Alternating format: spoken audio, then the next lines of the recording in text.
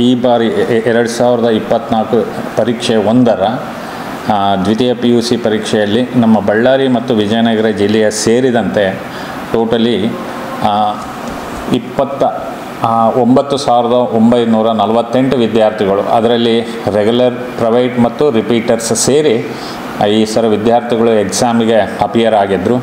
ಅದರಲ್ಲಿ ನಮ್ಮಲ್ಲಿ ಈ ಸಲ 74.77 ರಿಸಲ್ಟ್ ಬಂದಿದೆ. ಹೋದ ಸರಿ 69 ಬಂದಿತ್ತು. ಹಾಗಾಗಿ ಈ ವರ್ಷ ಸ್ವಲ್ಪ ಇಂಪ್ರೂವ್ಮೆಂಟ್ ಆಗಿದೆ.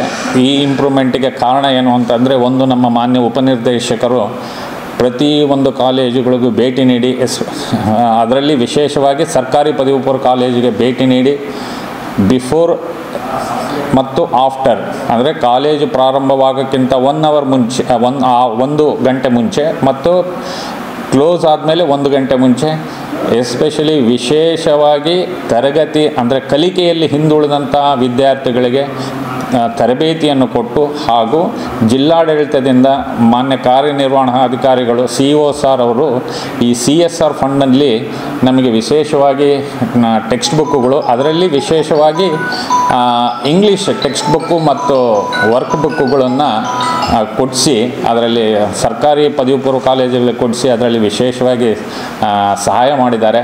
ಈ ಒಂದು ಎಲ್ಲರ ಒಂದು ಪ್ರಯತ್ನದಿಂದ, ಒಟ್ಟಾರೆ ಪ್ರಯತ್ನದಿಂದ ನಮ್ಮ ಜಿಲ್ಲೆ, ಈ ವಿಜಯನಗರ ಜಿಲ್ಲೆ ಒಳಗೊಂಡಂತೆ ಬಳ್ಳಾರಿ ಮತ್ತು ವಿಜಯನಗರ ಈ ಬಾರಿ ಆಲ್ಮೋಸ್ಟ್ 75% ರಿಸಲ್ಟ್ ಬರುವಲ್ಲಿ ಸಹಾಯವಾಗಿದೆ. ಸೊ ಇದರಲ್ಲಿ ಕೊಟ್ಟೂರಿನ ಹಿಂದೂ ಪದವಿ ಪೂರ್ವ ಕಾಲೇಜಿನ ಕಲಾ ವಿಭಾಗದಲ್ಲಿ ಕನ್ನಡ ಮಾಧ್ಯಮದಲ್ಲಿ ಫಸ್ಟ್ ರ್ಯಾಂಕ್ ಬಂದಿದೆ. ಅದನ್ನು ತಿಳಿಸಲು ಭಾಳ ಹರ್ಷಿಸುತ್ತೇವೆ. ಬಳ್ಳಾರಿಯ ನಿರಂತರ ಸುದ್ದಿಗಾಗಿ ಬಳ್ಳಾರಿ ಬೆಳಗಾಯಿತು ಚಾನೆಲ್ನ ಸಬ್ಸ್ಕ್ರೈಬ್ ಮಾಡಿ ಹಾಗೂ ಬೆಲ್ ಐಕಾನ್ ಒತ್ತಿ.